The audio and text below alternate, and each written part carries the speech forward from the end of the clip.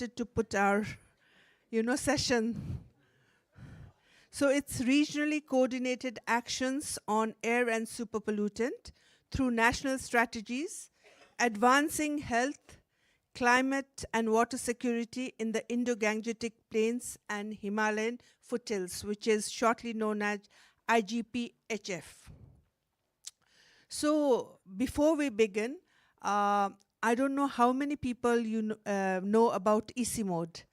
ECMOD, which is International Center for Integrated Mountain Development, is a regional intergovernmental organization serving the 8 member countries of Hindu Kush Himalayan region. Our member countries, Afghanistan, Bangladesh, Bhutan, China, India, Myanmar, Nepal, and Pakistan. And we try to work and generate science-based knowledge. We also strengthen regional cooperation and promote evidence-based policies.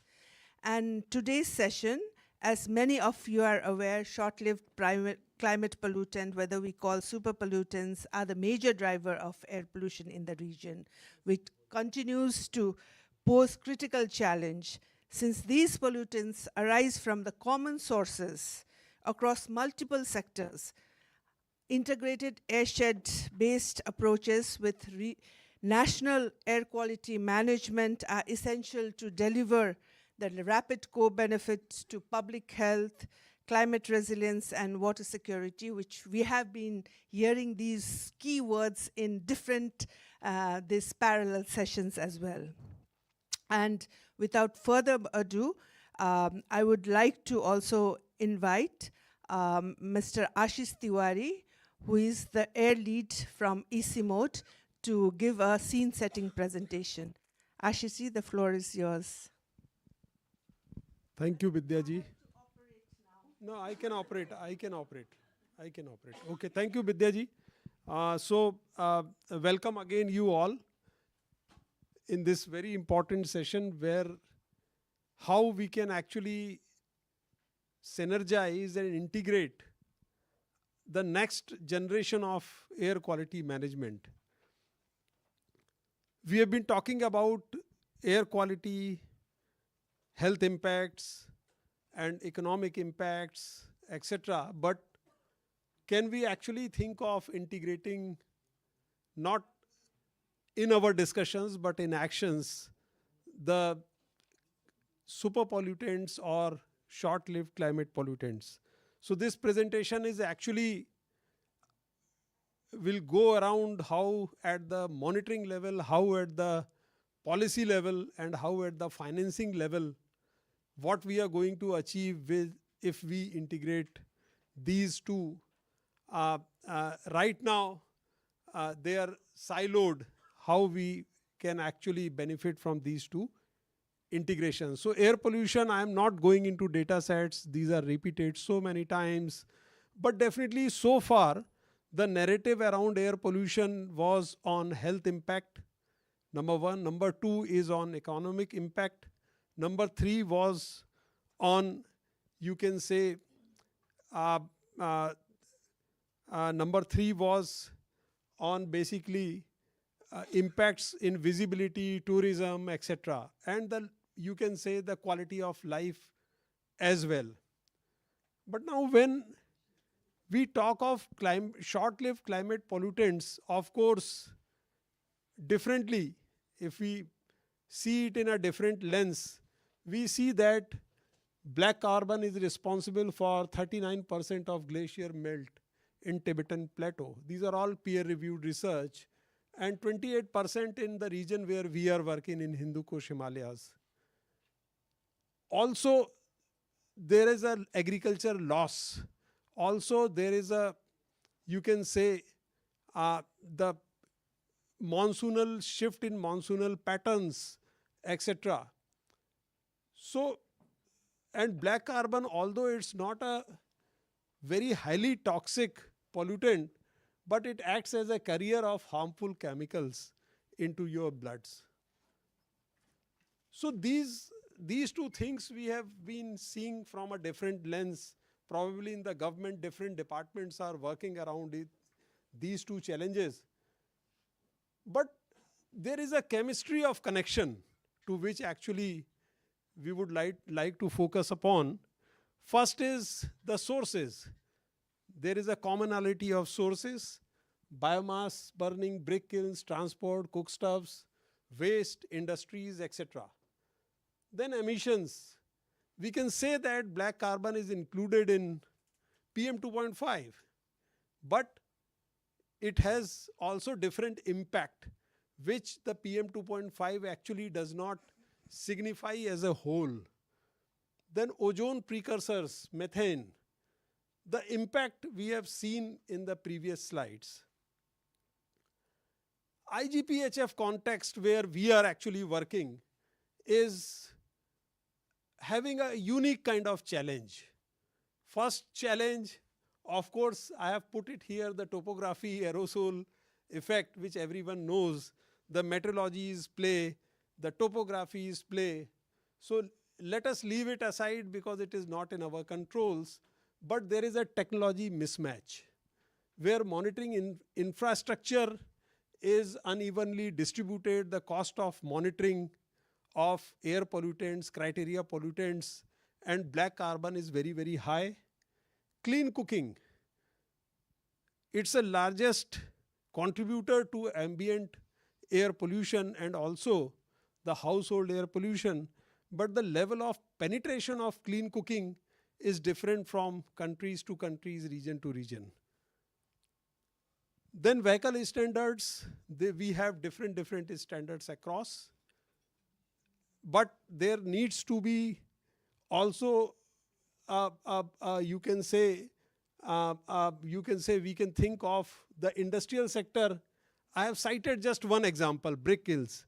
Some countries says tunnel kiln, some countries says zigzag, some countries says FCBTK or hybrid, Hoffman, traditional, all kinds of brick kilns you will find in the region. So these are few examples, but if you really think upon, then you will get major mismatches in the technology across the region. Then fragmented national responses. Somewhere we are doing some sectors very advanced in some countries, but in other sectors, the things are coming up. It's encouraging that things are coming up, but harmonized air quality, black carbon inventory framework, that is really needs to be seeing light of the day. Then SLCP inconsistently included. Countries operate individual national action plans. There is no uniform regional framework of action plans. Then different air quality standards and monitoring metrics. Then the last one is very important. When it comes to implementation, you may have a very robust policy, very robust plans, good finances. But when it comes to implementation, like what is now, like Environment Ministry looks around air quality. The climate division is a separate division in all countries. Agriculture ministry focuses upon crop residue. Energy ministry focuses upon clean fuel transitions in industries, and water glacial melt is the science and technology ministry. So this is a challenge, and how we can actually address this challenge. So this is a kind of a regional approach where we work, and to address these challenges, we are having a framework which addresses all these challenges, and we are mapping, in fact, what are the gaps in all these countries. Of course, thanks to all our partner organizations who are doing great work in these countries, the challenge is how do we bring all that work on one board, one table. So air quality management strategies, of course, lot has been said about data. Then planning and policy, integration of evidences into policies. That is also our major approach for developing national clean air action plans. Then regional airshed management. How actually in the last session also we discussed how we can actually get regional cooperation around, because problem is transboundary. And very importantly, what would be the financial mechanisms and investment for the solutions. So this is the framework where we are working upon with Bhutan, Nepal, some parts in Bangladesh also, some sectors, especially the steel re-rolling mills and rice mills. So, but at least what I am trying to say that let us have a unified national clean air action planning framework which can actually address the challenges in a long time frame for 10 years. So now when we want to integrate short-lived climate pollutants with air quality, when we want to integrate short-lived climate pollutants with air quality management, then this is the kind of a vision where we can move from silos to synergies, and these are the benefits which we can actually harness: climate benefits, then air quality benefits, water security. But how we can do it? These are the three areas where this integration is needed. First is integrated monitoring. So these are the 5 areas where this integration can be taken up. First is integrating SLCP monitoring in AQ monitoring. It has been done across. When today I was discussing with World Bank colleague, like in Bangladesh, around 10 stations which are monitoring criteria pollutants for air quality will also have ethylometer for black carbon monitoring. So this is how we can actually integrate. Then emission inventory. Like we are preparing emission inventory for Nepal and Bhutan. Our partner Terry and IIT Kanpur is doing that. Can we, at that level, while building emission inventory, we can actually also collect the data for short-lived climate pollutant, especially methane, ozone, and black carbon. Then emission monitoring at source, which is very important. You have to arrest pollution at source, then only you will get some results. Then modeling and integrated impact assessment, and of course capacity building. Then potential for shared policy. SLCP could be, ozone is already a criteria pollutant, good start. But what about black carbon, and what about methane? Can it be a criteria pollutant? That is also a thought to as a way forward. Then mainstream short-lived climate pollutant reduction target into national plan. Formation of multi-level technical committees who can actually work to bring the silos together. Then institutionalize green budgeting. Green is something which can bring finances to air quality management and short-lived climate pollutants also. Then politically binding IGP-HF framework. Of course, this is a distant possibility, but some kind of a platform we can think upon. Then the shared financing potential. If we bundle it together with air quality management, the short-lived climate pollutant, then of course the leveraging from green budget, carbon markets credits, then climate-linked development finance, and private sector ESG CSR investments can also come up for air quality management. So thank you very much. This is a kind of a scene setting presentation, which is a thought, and I wish and I hope that good discussions will be following up in our panel discussion. So Parth has given me one more responsibility. I will also invite all the panelists to launch this document. Then after that, panel discussion will follow. This is a document which I have co-authored with my colleagues in ECMOD. It addresses kind of a policy blind. We have heard so much about the crop residue burning, mitigation measures, etc. But this document talks about fertilizer use efficiency, which is also, thanks to friends from IASA, they have given us scientific insight that it is also equally contributing to ambient air pollution, the nitrogenous fertilizer emissions. So what kind of policies we should have in the region? And there is a pioneering scheme in India called PM Pranam scheme, which has visualized something in this area and how we can actually take this forward. So we invite all the panelists for the panel discussion, but before that, just launch of this document. Thank you so much.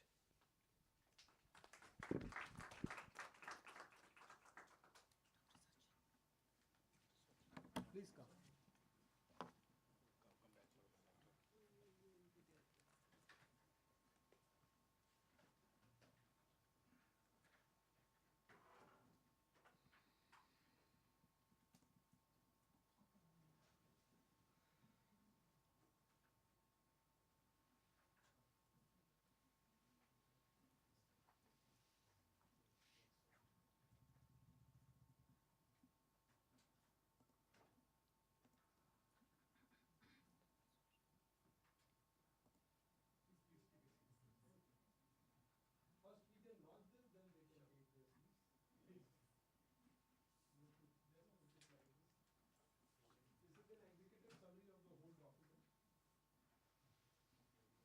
Tackling agricultural nitrogen and air pollution in IGP-HF through targeted management. Thank you so much.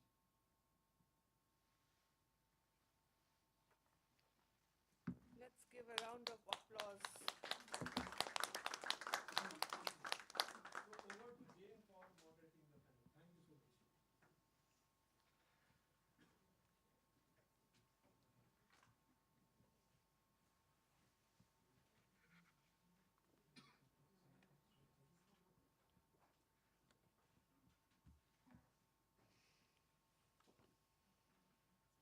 Yeah.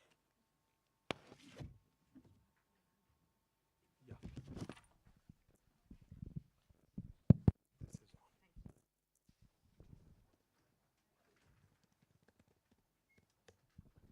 So thank you. I'm excited to be launching the report as well as hearing from this esteemed panel. So we have 7 presentations today. And that's a lot to get through in the time that we have. So I call upon speakers to be succinct and concrete in what you say. First of all, we'll be hearing from Dr. Sachin Gude, scientist at the Indian Institute of Tropical Metrology in Pune. About the knowledge gaps and scientific integration. Dr. Gude has been at the forefront of black carbon monitoring and climate modeling, including this essential work on how black carbon affects cloud formation, which I know is one of the biggest sources of uncertainty, this big uncertainty that we see in the IPCC report, and your work on the South Asian monsoon. So, from your perspective, what's the most critical knowledge gaps that still limit effective policies on short-lived climate pollutants? Yeah, thank you so much for this opportunity. And I thank Dr. Ashish Tiwari ji. He has already set the stage and highlighted briefly what are the challenges. But the biggest knowledge gap is not a single data related thing, but it is a lack of integrated cross-border evidences linking emissions to the deposition, to the climate, and to the impact on Himalayan ecosystem. So this is, I say, it is not a single thing. It is a linked kind of thing. Coming to emissions, so emissions are still fragmented in our region. So there is a lack of coordination for the emissions, particularly the emissions for emission inventories for short-lived climate pollutant. And if you look at the black carbon, the largest uncertainties occur because of the uncertainties in the identification of the non-fugitive emissions like brick lanes or the residential biofuel. The data for those sectors are still not very accurate, and that introduce large amount of uncertainties in the black carbon emissions. And black carbon is one of the prominent what we say is a pollutant that leads to a localized warming on background of global warming. So that should be targeted very effectively. Then we have a poorly quantified informal sources. Then limited spatial and seasonal estimation of black carbon, that is also lacking in terms of emission inventory. And so what we need, actually we need harmonized transboundary emission inventory efforts. Right now, so we have scattered emissions. India has a different kind of setup for developing emission inventories. Nepal has different kind of setup. So there should be an harmonized efforts to prepare a harmonized emission inventory so that the estimation of sources can have more accurate representations when we talk about the regional source contribution. Coming to ambient and glacier deposition modeling. So we have lack of measurement setup that actually do this kind of measurements. So if we look at the availability of data on black carbon measurements in the Himalayan ecosystem, or the deposition of black carbon on glaciers, or deposition of dust on glaciers, it is actually very limited. Most of the climate models, they actually say that by 2050 all the glaciers will melt. But whether the models are actually melting glaciers very fast, or we are missing something, whether these models are estimating more deposition of black carbon on Himalayan ecosystem, or the kind of radiative effect that is introduced by the black carbon is estimated. So we really need to validate those deposition, and there is a lack of data right now. There are institutions within Nepal, within other regions, but those efforts are very scattered. They are not coordinated, and we really need to coordinate those measurements, build up a kind of a data set so that we'll have a coordinated measurement, coordinated validation of the models. Again, so all these things are actually estimated by the models, and these models should be very accurate. Currently, the estimates which are coming from the modeling community is a very coarse model. We need a regional climate or system model that will integrate cryosphere, hydrosphere, air quality, chemistry. So that integrated model is a need of our to understand the kind of black carbon deposition on Himalayan glacier system, and considering the complex topography of Himalaya, you cannot run those models to estimate with a very high resolution. We need a very fine resolution model to understand the melting of glaciers and the hydrological impact. So we need to have some kind of development, coordinated development between the emission inventory community, within the modeling community, so that a concrete effort should be made for the designing of those regional climate models.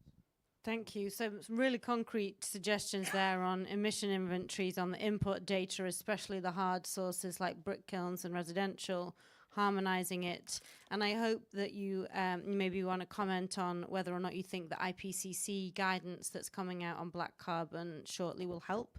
And then there's measured data on deposition and black carbon in the air. Very briefly, could you tell us what do you think all of that means for if I worked for a national government, what would you suggest that I could do to help follow up on your suggestions from a national point of view? So actually we need to design a national policies that will integrate all those measurements and all those efforts, so that a concrete coordinated effort will be put to understand those issues and to resolve those issues. Thank you so much. So coming to Amanda Curry-Brown, who's the Clean Air Flagship Coordinator at the Climate and Clean Air Coalition. And the Climate Clean Air Coalition, I'm sure everybody is familiar with, works with countries globally to integrate super pollutants into climate mitigation and air quality planning and development planning. So Amanda, from your experience across many countries, how can super pollutant mitigation be effectively embedded within, it's not working? Oh, no. Be embedded within national air quality management plans so that countries can deliver these simultaneous climate and health benefits?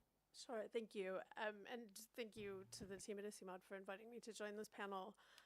So for those of you who are familiar with CCAC, you'll know that the foundation of the coalition was the 2011 UNEP Integrated Assessment of Black Carbon and Tropospheric Ozone. And that report showed really clearly how if a specific set of measures addressing black carbon and ozone were and methane were implemented, they would bring about significant health, environmental, and climate benefits in the near term. And those were critical to meeting kind of the climate targets that we need to make. So that led to the foundation of the Climate and Clean Air Coalition. And one of the early initiatives of the CCAC was around national action planning. So supporting low and middle income countries in developing national action plans that address in an integrated way all pollutants. So air pollutants, short-lived climate pollutants, as well as greenhouse gases. And I think that identified a number of kind of really critical facets of kind of what's needed to develop an integrated air quality and climate action plan. So one of the things that that initiative did really well was it brought people together across governments from multiple ministries and developed a kind of a cross-government working group. So everybody was coordinated together and working towards the same goal. It helped the countries with access to analytical tools that would allow them to develop integrated inventories addressing all pollutants at once, as well as to understand the impacts, the benefits in terms of temperature change, in terms of health, in terms of crop loss, of their mitigation efforts. It supported them in developing policies that targeted the specific measures, and we just heard about some of those earlier around household energy, transport, open burning in agriculture and waste, as well as brick kilns. And so that evolved into eventually kind of one thing that's grown out of that is support for NDC guidance, so helping countries integrate short-lived climate pollutants as well as air quality and health benefits into their NDCs to kind of move towards this more integrated approach as we're thinking about all climate and air pollutants together. Thank you. It's often one of the most difficult things, getting different government departments to work together. So congratulations for trying and for having successes in some areas, it sounds like. And where you've seen it not work, so where there are siloed approaches to air pollution and climate policy, what opportunities do you see most often missed as a result? I think it really is in that coordination and in considering things all together. I mean, in short, it costs more, you have to work harder, and it accomplishes less when you do things independently and work in silos rather than working in a coordinated way. And I think we've seen a lot of evidence, particularly recently, emerging about the benefits of a coordinated approach. In the World Bank's flagship report on air pollution last year, they identified a significant reduction of costs for an integrated approach because your climate policies would avoid the need for end-of-pipe controls to achieve air pollution reductions. We're expecting an upcoming UN flagship report that will address kind of the integrated cost of air pollutant and climate change and shows that the fastest economic returns come from integrated action, which results in fewer hospital visits, lower medical spending, and healthier communities, in addition to working towards our climate goals. It's very compelling. Costs more and you get less. I'm sure the treasuries are interested in integrated action as a result. So coming now to the country experience of Bhutan, I'd like to introduce Karma Naidrup, who's the environment specialist at the Department for Environment and Climate Change in Bhutan. Bhutan's developing a national clean air strategy alongside a climate and clean air coalition-supported short-lived climate pollutant action plan, which creates this unique opportunity for integration, especially in view of the glacial impacts and water security. So from Bhutan's perspective, how does integrating clean air and super pollutant action strengthen climate mitigation, do you think, and how will it help achieve the NDC targets alongside water security? Thank you, Isimot, for inviting me to be on this panel. Bhutan considers integrating short-lived climate pollutants action into climate strategies as it is essential to maintain its carbon neutral status, protect the environment, and safeguard public health. By including black carbon, HFCs, and methane, Bhutan enhances its nationally determined contribution, targets, and ambition, improving sectoral policies in transport, agriculture, waste, and industry to foster long-term sustainable development and climate resilience. Bhutan is developing the National Clean Air Action Plan supported by the ICIMOT. The Clean Air Action Plan will enable Bhutan to understand the sector-specific emissions and set achievable targets to reduce pollution levels through policy and financial gap analysis, including mitigation measures. Bhutan is also conducting a comprehensive short-lived climate pollutants baseline assessment to identify and quantify major emissions sources across key sectors, evaluate effective mitigation strategies, and develop a national short-lived climate pollutant mitigation roadmap and action plan with a measurement, reporting, and verification framework. With the support of Climate and Clean Air Coalition, Bhutan quantified the short-lived climate pollutants baseline with the target year 2022 and the baseline emissions for the three short-lived climate pollutants. Further source of apportionment studies will be undertaken to determine the relative contributions of different sources to the overall emission levels. Finally, this initiative is not only complements but also strengthens its NDC 3.0 by ensuring that climate actions are not only effective for climate mitigation but also provide environmental and public health benefits. Thank you. And Bhutan's air is relatively clean, but what emerging air pollution impacts are you observing, and what are the implications for future air pollution management? Thank you. I think over the last yesterday and today, we have been hearing a lot of sources of these pollutants. I think Bhutan is no different. Like, for example, we are all these sources like transport, construction activities, industries, transboundary pollutions, and also the temperature inversions during the winter months in Bhutan. And what Bhutan needs to do is expand air quality monitoring networks across the country for real-time air quality monitoring, maintain and continue to operate the air quality monitoring stations, transition towards cleaner transport and sustainable urban planning, adopt cleaner production processes in industries, and align national initiatives with regional air quality management on transboundary air pollution. And now, in terms of future of this thing, I don't know. It's a very good question because to narrate a very short story, as I was growing up in Bhutan, we never used to carry water. We went for a hike. Any stream you came across, we drank. Now today, we have to carry water in bottles. Just God forbid that we don't have to carry oxygen cylinders on our back when we walk around in towns. So that's where I don't want to be. But having said that, still some of the problems is that we talked about this technology transfer. You know, industrialized countries have been promising, have been saying, you refer to any international conventions, the technology transfer has been talked about for a longest time. Nothing has happened. Now, in terms of the future, like for example, if Bhutan wants to electrify the mass transportation, charging stations, you know, maintenance, the technology transfer is not there. So I think lastly, what I want to say is, one of the another challenges is that, I don't know, I come from a society where I don't go to the hospital unless I am ill. I don't take my car to the garage unless it breaks down. So, I mean, it's just, I don't know. I think I better stop here. So thank you. Well, you've given us a good segue to our next speaker, who's from Nepal, because one of the things that I heard on the plenary panel the other day was that Nepal has, I think, the second after Norway, the speaker said, booming the purchase of electric vehicles because of a new import policy, showing that policy can really move the dial. Hassana Shrestha is the Environment Inspector at the Department of Environment in the Ministry of Forests and Environment for the Government of Nepal.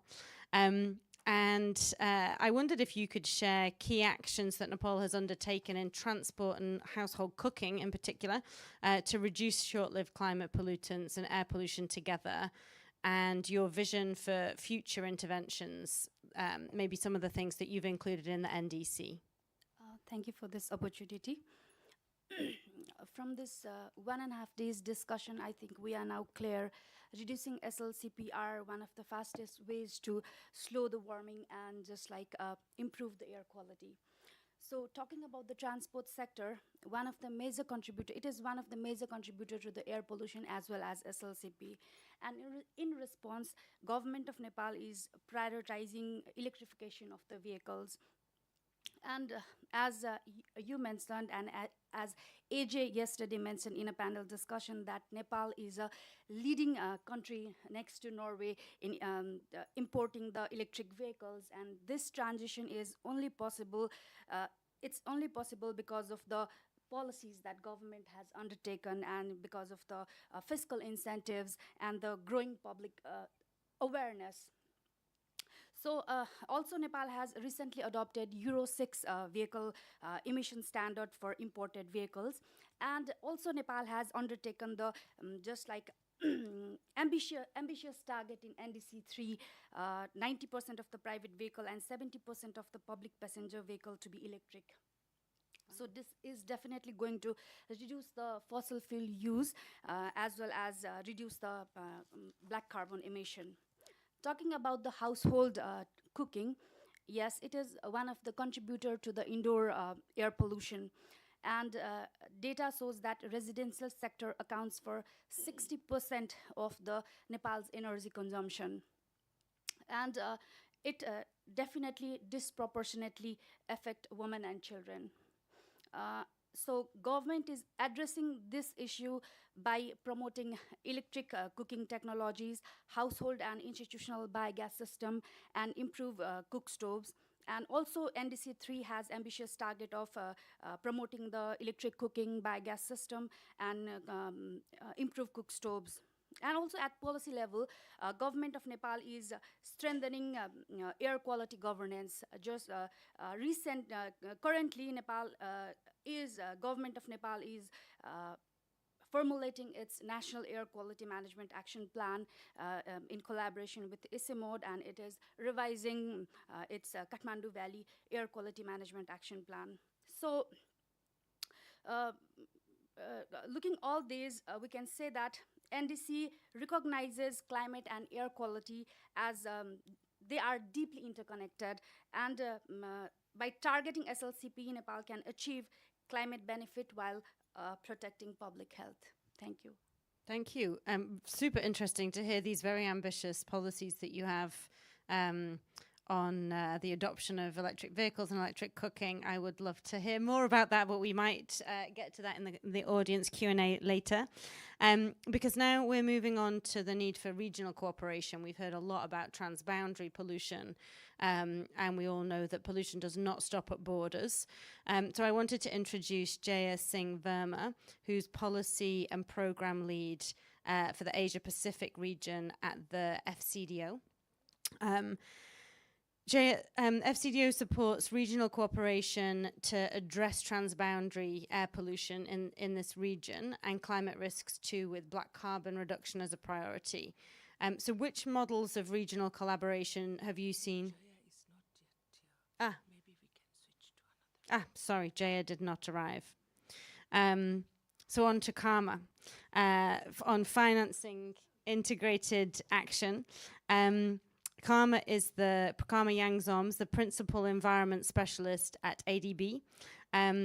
We've heard a lot about how ADB is actively financing clean air and super pollutant mitigation across Asia and the Pacific. So what financing opportunities, including things like blended finance, carbon markets, green bonds, we heard some of them in the introductory presentation, can be leveraged to accelerate integrated super pollutant and air pollution mitigation?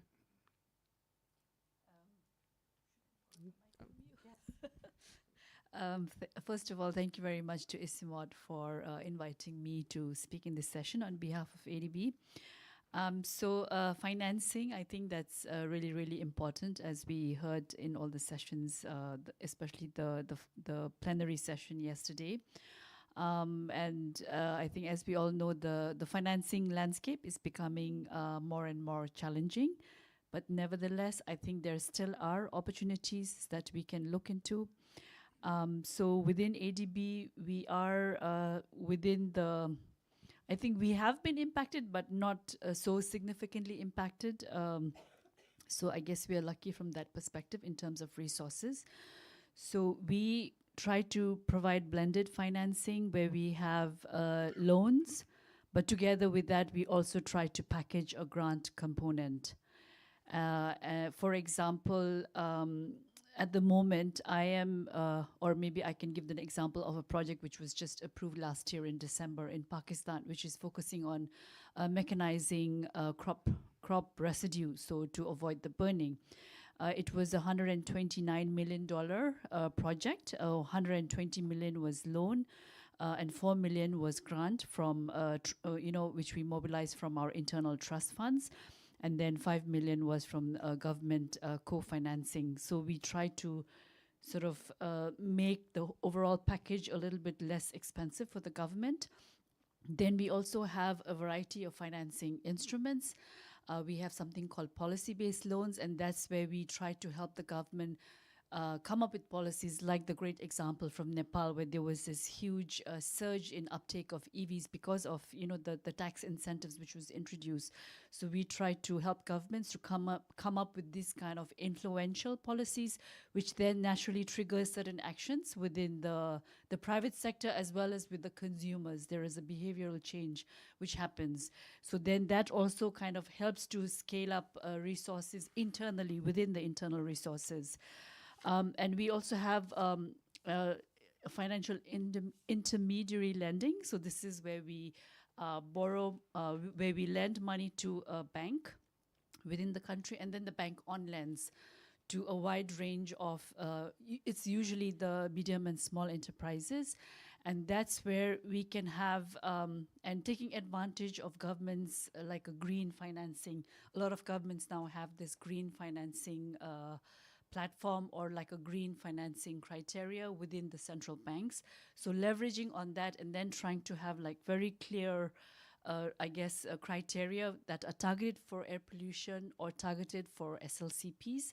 And then within that, we can design the project where there is softer terms for the borrowers, where there is a lower interest or, a longer payback period, a longer grace period. So there's a variety of options, even helping with being guarantee, risk sharing. So there are multiple ways in which we can incentivize the final borrower. And I think for things like brick kilns or textile industries and all the medium and small industries, I think this scheme is quite useful. And that's where they take a loan, but then they also bring in their own capital resources. So, and I think that is also another way of somehow leveraging the private to leveraging the private sector to also pull in their own resources. And in terms of the carbon funds, so we have some internal trust funds within ADB and I guess mechanisms. So one is the Japan Fund for Joint Crediting Mechanism, where in a way it's ADB facilitating providing conditional grant together with ADB finance projects. And there is some grant component which is provided by the Ministry of Environment, Japan. So, but then in exchange for carbon credits, which will be booked under Government of Japan under the NDCs. So similarly, we have another fund called the Climate Action Catalyst Fund, and this is fund where there is funds provided by the government of Norway and Sweden. And again, here it's been given to ADB to manage the fund, where in some ways we are doing like a matchmaking between the country, and then we are also helping the developed countries to meet their carbon emission reduction targets. So yes, so there are I think a number of ways where we can still find ways to mobilize resources for SLCPs and air pollution in general. Thank you. Thank you. And I have to congratulate ADB on the leadership that you show on air quality, because as well as all of these very specific examples, we've just seen the amount of funding to air quality from ADB increase very significantly. And ADB is one of the 2 leading donors on air quality internationally.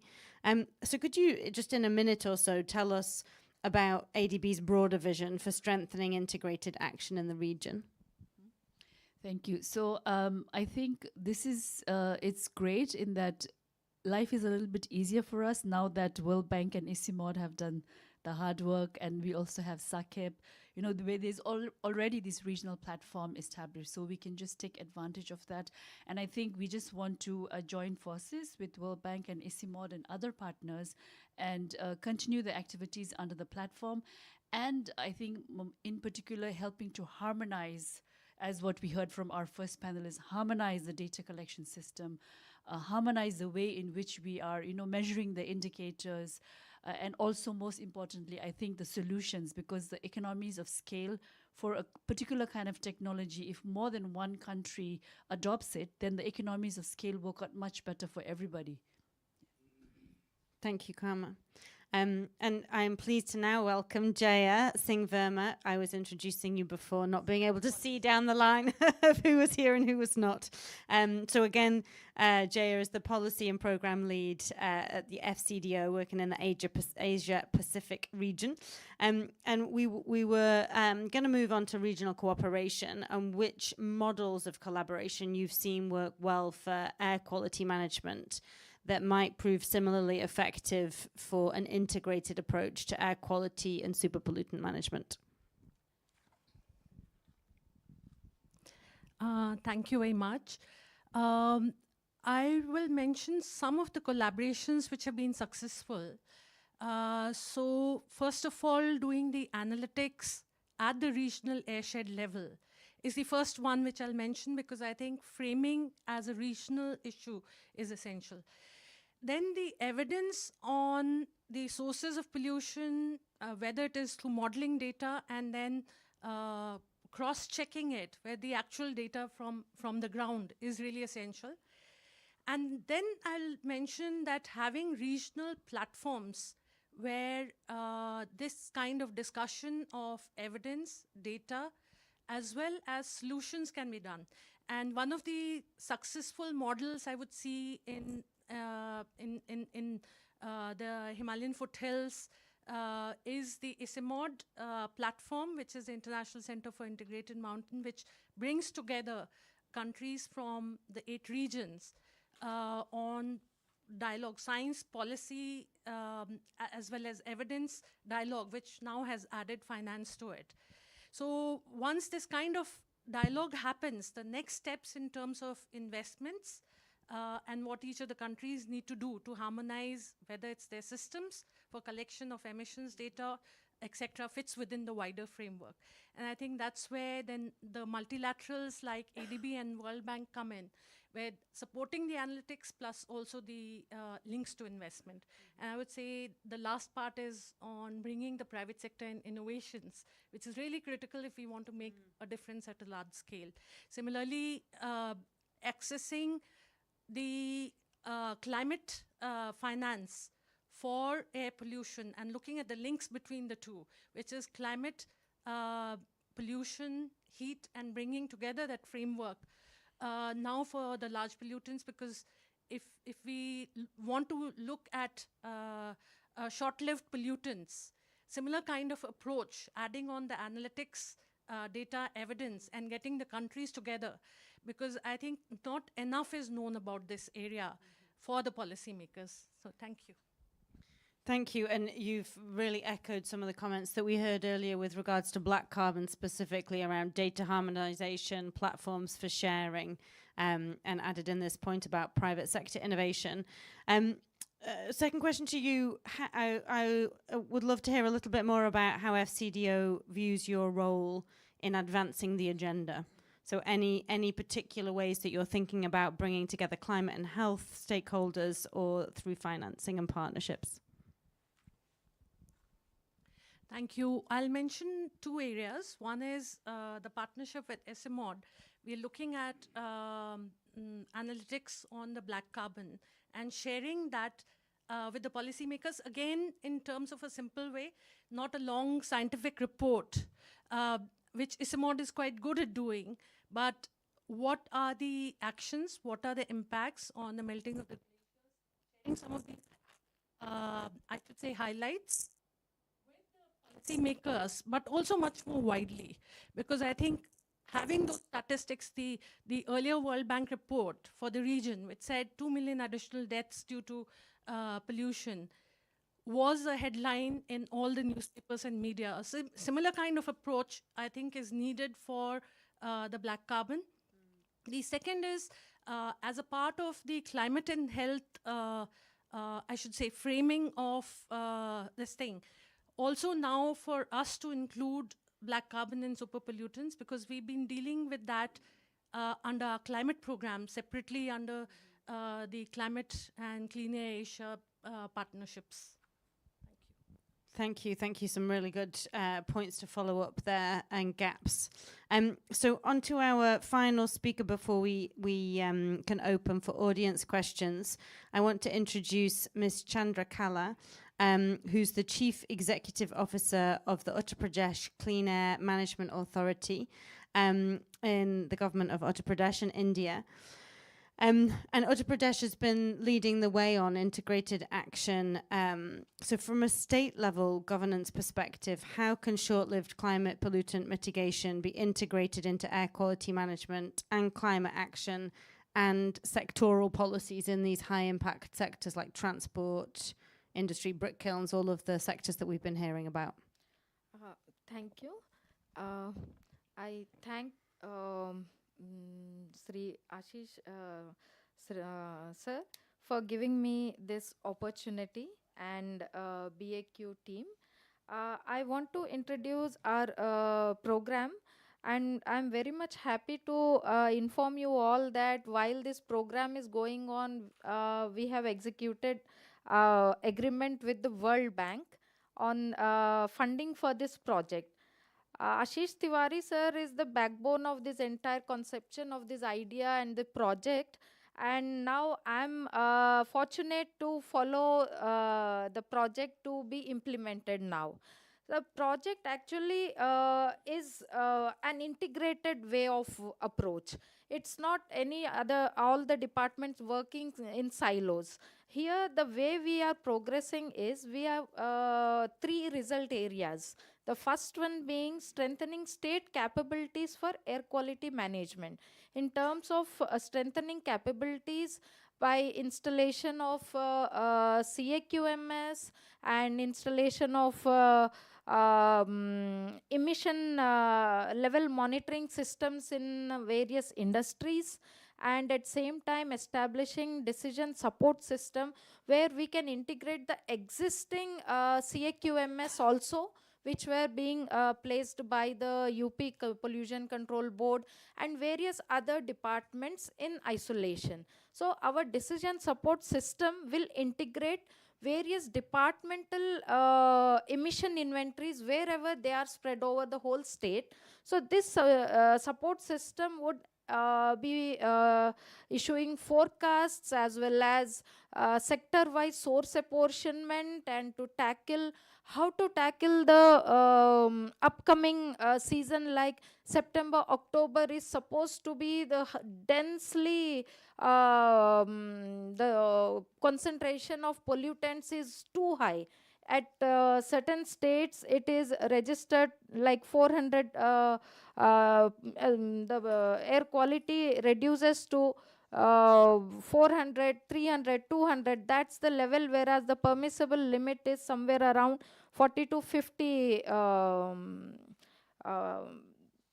So based on these, then the second result area what we will be working is advancing sector interventions for emission reduction. Now the departments, as of now, what we have reviewed is that urban development, it has its own policies as well as its implementation, like controlling waste burning and the road dust sweeping mechanized machines. And regarding the transport department, it has its own scrapping policy of Bharat stage 1, stage 2, stage 3. And based upon the COD, the certificate, the UP camp will be incentivizing the vehicle buyers who will be purchasing EV vehicles by scrapping their old model Bharat stage 1, 2, 3 vehicles. And apart from that, we'll be through UP camp, that is from state budget, we'll be subsidizing 500 EV vehicles in the urban areas of Lucknow, Gorakhpur, Varanasi, and Gautam Budh Nagar. So these will be like creating an ecosystem for EV charging stations and the depots to be for repair and maintenance. This is a whole and soul supporting and creating an ecosystem where the buyers will be incentivized to buy the EVs, and at same time even public transport also we will be supporting enough subsidies through which the EV vehicles will be the transportation, public transportation vehicles. Apart from that, clean cooking is one of the major sector where we are targeting nearly 8 million households, where right now LPG percolation is almost in the entire rural household sector, but the assessment when we were getting the source apportionment in UP, as it has the larger rural sector also. So based on that, the clean cooking, lack of clean cooking is the major contributor towards the PM 2.5 and other pollutants. So one of the sector is the clean cooking sector, where we will be providing the households. We are roping in the state level rural livelihood mission self-help group women to spread the entire scheme, where smokeless chulhas will be procured through global tendering by carbon credits. Through carbon credits, the company who will be selected will provide the clean cooking chulhas, where smokeless chulha will be an intermittent step till the household can buy their LPG gas stoves and cylinders for all time cooking.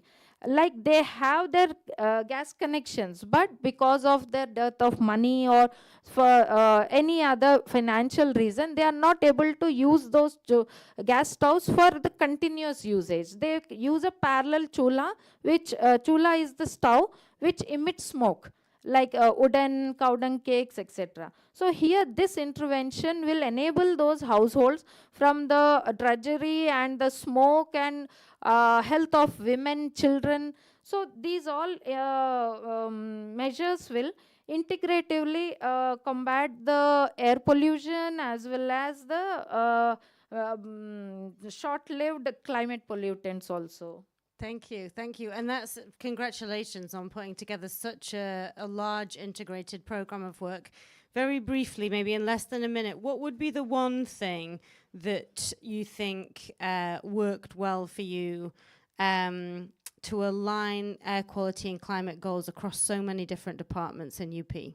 The single most important thing. Yeah, our project has been conceived in a way where we have 3-level administrative framework, where our top body is the governing body, which is chaired by the chief secretary of the state, and the member secretary is the principal secretary of Department of Environment and Forest and Climate Change.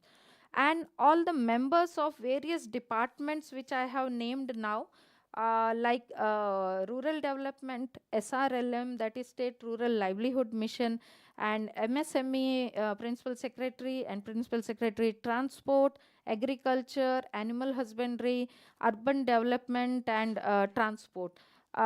These all principal secretaries will be members of the governing body. Governing body will be the highest decision making body, where the policy related changes or what entire the DPR has been accepted and approved by this body.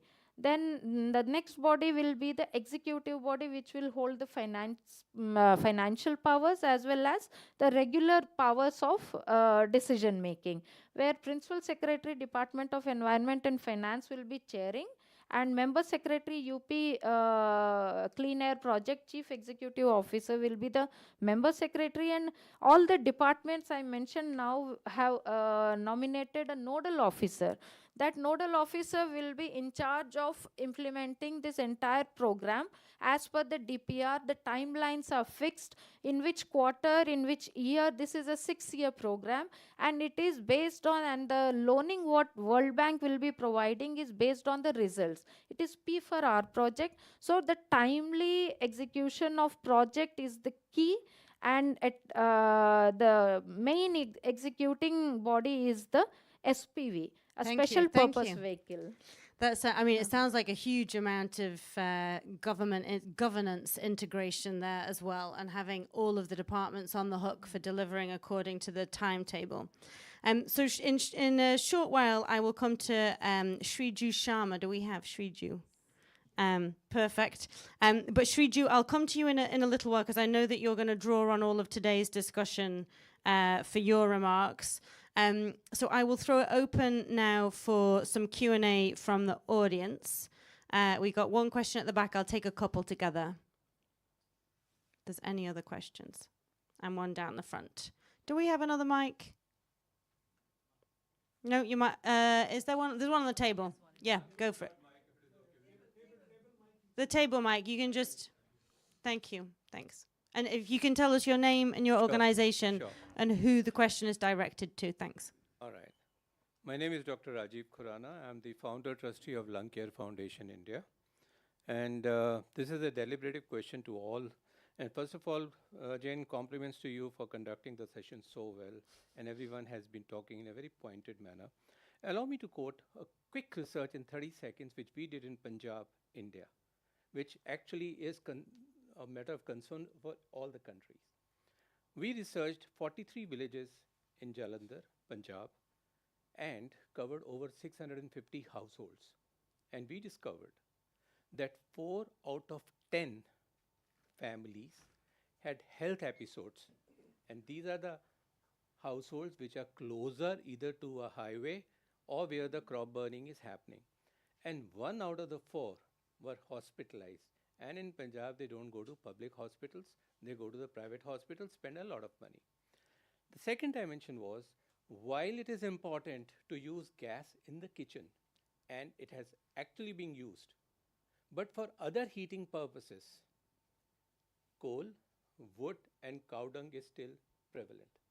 Now, this is the story of 43 villages in India. India has over 650,000 villages. And in a population of less than 1 million, there are 400. There are 100,000 villages even in UP and 57 cities of the same kind in UP. The issue is threefold, and my questions are in 3 parts. Because when we want to bring about a change, one is that we expect top-down.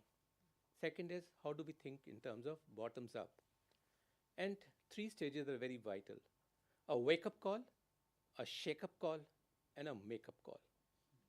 Wake up, let people be aware something is important, and now we are awakening because we are having sessions like these.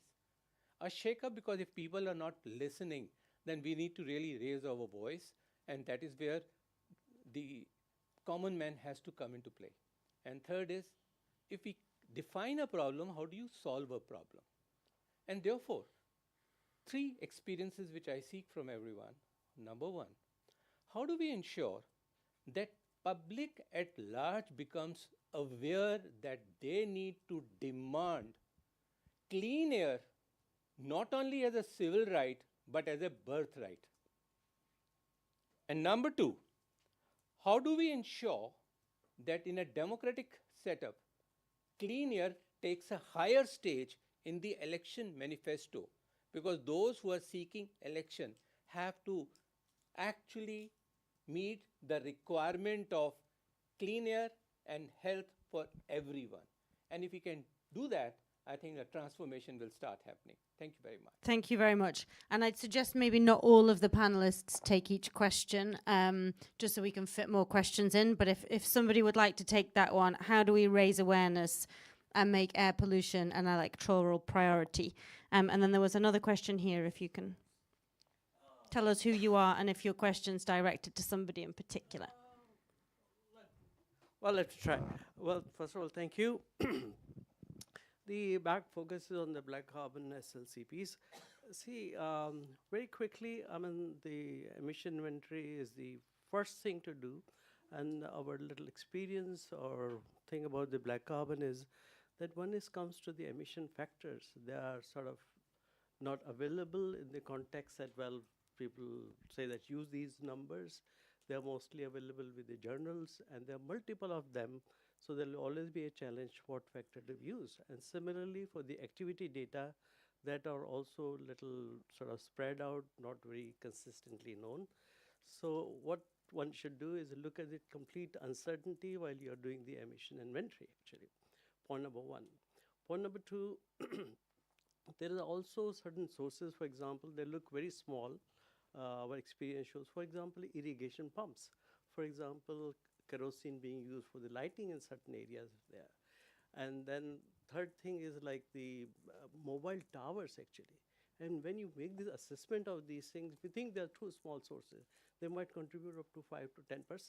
And in fact, the kerosene is the one which we don't realize can be a massive emissions of these things. So be very careful in terms of the emission factors and activity data, and especially, where to use, how to use. There should be good consensus. It'll be difficult to go and make the emission factors. So that's point number one. When it comes to strategy of the controlling the black carbon, because that's the ultimate objective here, look at the ratios of the PM2.5 or black carbon to PM2.5 ratio emissions from the various sources, actually. And look, the which sources give you the maximum benefit because when you remove or when you control the black carbon, there'll be co-benefits in terms of PM2.5 or vice versa. So that you got to look at which source is having the maximum ratio in terms of the BC to PM2.5, and then try to start to target to that. These are the experience that we had with a lot of, we had certain publications and all. So these are just the experience that I wanted to share, and I'm sure we'll have very nice inventory and the good work going ahead. Thank you. Thank you. Thank you. Some good points there about emissions inventories, echoing what Sachin said before, but the ratios too. So maybe Sachin wants to build on those, but you don't have to, because I don't believe there was a question in there. So who would like to take the question about how to raise awareness and make this an electoral priority? Go for it. I just want to share the experience of my country regarding the awareness. So awareness as well as the election manifesto, because recently we had election, and talking about the election manifesto, this time all the parties that that took part in the election, they had the manifesto of the basically clean air and the environment. And there were voices in the social media that any of the party which raise voice for the clean air, we should vote for them. So I think that is the awareness level that is being developed in Nepal. And also regarding the public awareness, there are lots of news articles currently going on. Currently, in this past 2-3 days, air pollution is being degraded in Kathmandu. We all know that, and there are lots of hues and cries. And I think media have the major role in this, in raising awareness in the public. And in addition to the media, it's the social media basically. Now the small children are also being aware about the air pollution. So pollution is not the thing that people are not aware. Maybe it is easy to wake up the one who is asleep, but it is difficult to wake up who is acting like he is sleeping. So maybe that's the problem. That's a very good phrase I might borrow in the future. No, I saw at the COP when it was in Dubai, a youth group who had been raising awareness in Nepal with the aid of a very, very large white bear, teddy bear, that had gone black as they were taking it around the villages, and it was taking on the black carbon over time. And they were talking about how many groups are trying to activate people in Nepal. So it sounds like you have a really active civil society on this as well as media. Sachin also wanted to come in on this question, I believe, and then we've got time for a couple more. Yeah. So just to answer the question, about the awareness. So my blunt answer would be like the clean air demand will come from the individual economic status.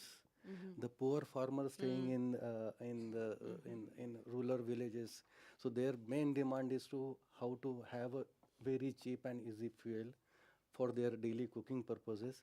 So the best possible way to reduce this problem is to how we can increase the per capita emission of individuals.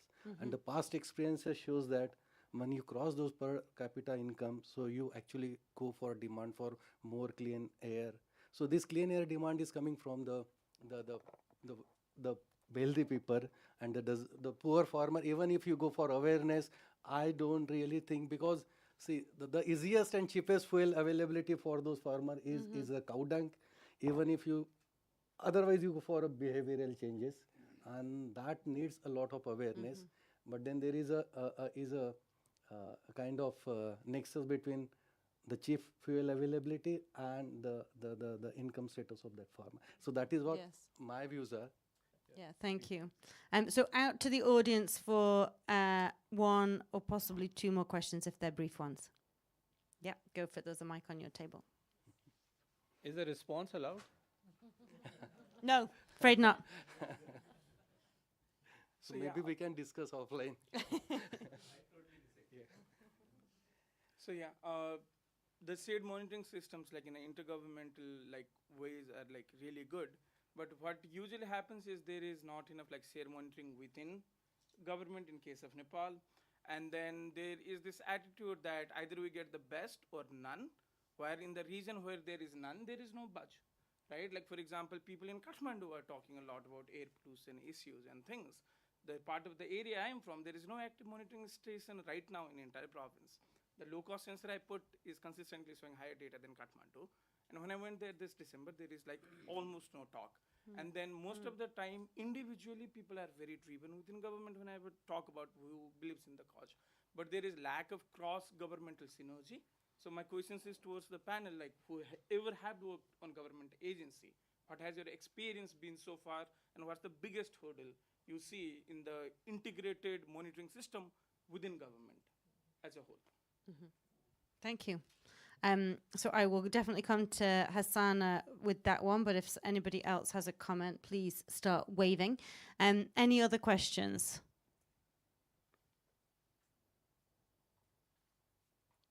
Nope. Okay. Hassana. Yes, definitely there is lack of monitoring system in our country. As we all know, there are difficulties. Looking from outside and working inside is a different story. And definitely there are lack of coordination among the intergovernmental agencies as well. So we are building the capacity of the local governments. So the federalization is just, it's young and it will take time. So there are less human resources in the local bodies and provincial levels. But then having said that, now the local body is more aware than the federal level in monitoring air quality. Just like we have representatives from the local bodies, they are working in the air quality monitoring by themselves. The high cost federal grade equipments are installed by government of Nepal in the federal level, but in the local level, there are low cost sensors they are using to monitor the air quality. So yes, there is a strong need that the low cost sensors are also, they have the protocol so that the data can be harmonized and the data can be validated. But for now, yes, there are data gap in the federal level monitoring as well, and we are trying our best. I want to add what my colleague said. Regarding Rajiv Khurana, your question, one of the aspect which we should focus is that political willingness is one of the key thing, which in the state where I am working, our political leadership is very much committed towards clean air, and for getting this entire project approved, our Chief Minister Sri Yogi Adityanath ji, he was very much supportive, and he has given a timeline that within this timeline you have to start this program, as the deteriorating air quality is a major cause of concern. A time might come when children have to go online for their education, as the outside atmospheric condition in month of October, as the location of Uttar Pradesh itself is in a kind of Gangetic plains which is trapped between Himalayas and the Deccan Plateau. So the condition worsens in those months. So there is huge uproar among people, and this is first time that we saw in Delhi and other places people were gathering to demand clean air. So UP has shown this as the first of its kind of state, where individual city oriented, we have overcome that concept, and now we are working on the airshed based strategy with the support of World Bank and TERI, which is supporting us completely by giving their entire PMU set of 7 to 8 consultants dedicatedly working for this project. So political willing will really help us. And in this first result area field, we are first bringing the regulations, regulating all the polluting sectors from where the sources are caught. So this will help a lot. Thank you. And final word from Karma before we thank you. close I the think panel. you're talking about how can we demand clean air. From my experience is that we have to work on a legislation. You have to have a legal basis. Because in Bhutan we have too many environmental related laws, and we have cases where people have taken industries to court, people have taken government to court. So I mean, I'm a strong believer that as long as you have a very good law, monitoring, enforcement, everything, the answer is there from my perspective. Thank you. Thank you. And I saw in a recent UN report that in Southeast Asia specifically, and I'm sure the same is true of many regions around the world, if we only enforced existing laws, we would get 40% of the air pollution reduction that's needed. So the UN appears to be with you on stronger enforcement. So thank you. Can I invite you back to your seats and invite up, and thank you, if everybody could give the panel a round of applause. Thank you. And I'd like to invite up Shriju Sharma, who's the Senior Project Coordinator at HIRIAP, if I've pronounced that, HIRIP, at ICIMOD. So you're going to draw together today's discussion for us and tell us, what do you see as the way forward for integrating superpollutants and air pollution mitigation? And then if as a follow-in, you could also tell us how ICIMOD is championing this agenda in practice, please. Sure. Thank you, Jane. Namaste and good afternoon. Listening to this rich discussion, I think three messages stand out. First, the science, it clearly shows that air pollution and short-lived climate pollutants are deeply interconnected with climate, health, and water systems across the Indo-Gangetic Plain and Hindu-Kush Himalaya. As we heard earlier, pollutants such as black carbon influence atmospheric processes, accelerate glacier melt, and also affect monsoon systems and river basins that millions depend on. And second, as several of our panelists, they highlighted, the challenge is not the lack of solutions, and I'm hopeful, because there are solutions, but fragmentation of efforts is there, right? When air quality, climate action, and development policies are addressed separately, we miss the enormous co-benefits that this integrated approach can deliver. And third, country experiences shared today from Bhutan, from Nepal, and also from India, especially from Bhutan's policy integration efforts to the sectoral actions in Nepal and also in India, as well as the insights from our partners, including ADB, and also FCDO. It's very clear that, it shows that progress is possible when science, policy, and financing come together.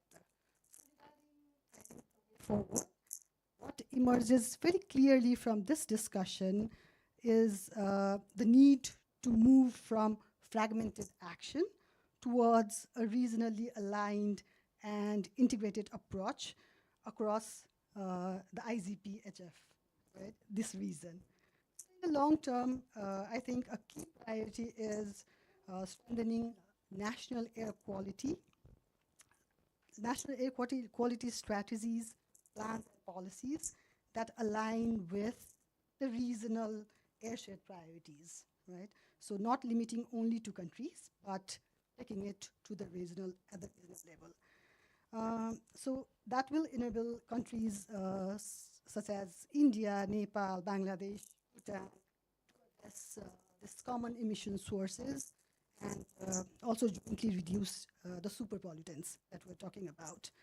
So aligning these national policies and regional priorities will strengthen coordination, reduce, also enhance the effectiveness of mitigation measures across the shared airshed.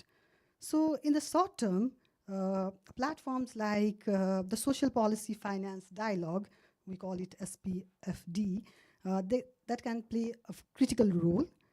So such dialogues create structured spaces for policymakers, scientists, and also development partners to exchange knowledge, strengthen scientific collaboration, and also identify priority mitigation actors and also investment. It'll identify the investment opportunities. They also help build a shared regional narrative around the super pollutant mitigation, positioning it as a pathway to achieve cleaner air, climate resilience, I think also improved health and the water security in like all across simultaneously.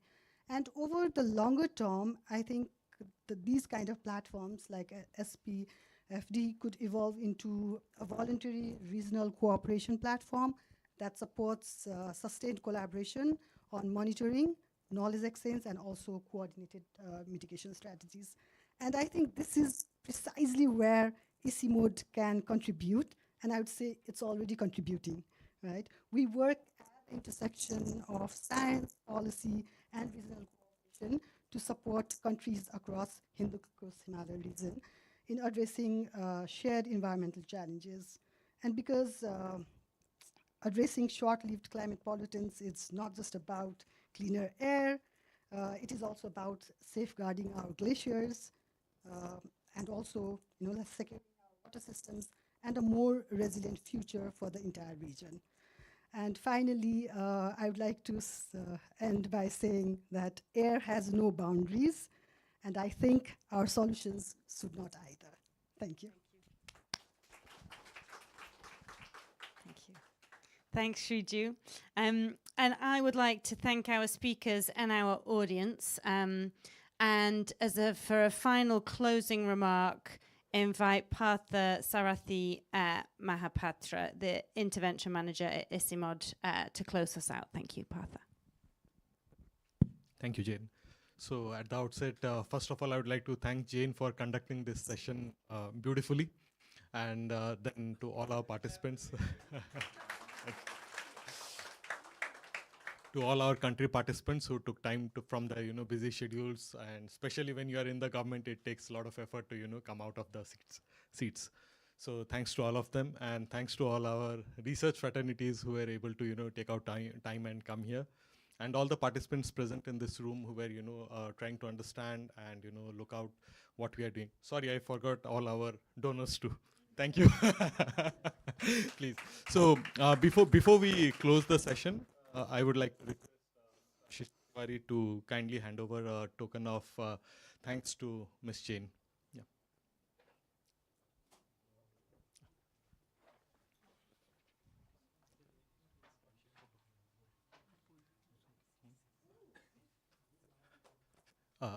Abhishek, just a minute. Can I take? I think our photographer left before. Ready? Thank you.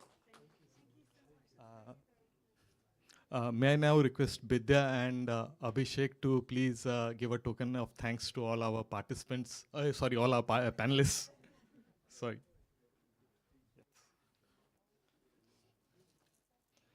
Abhishek, you too, please.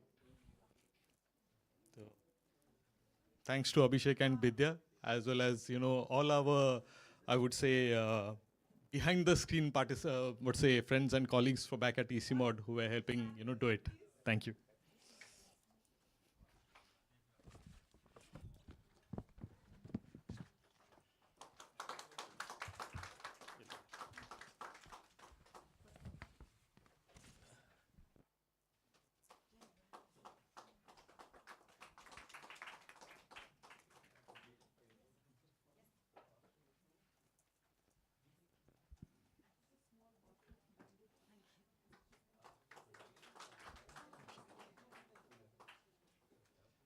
Amanda.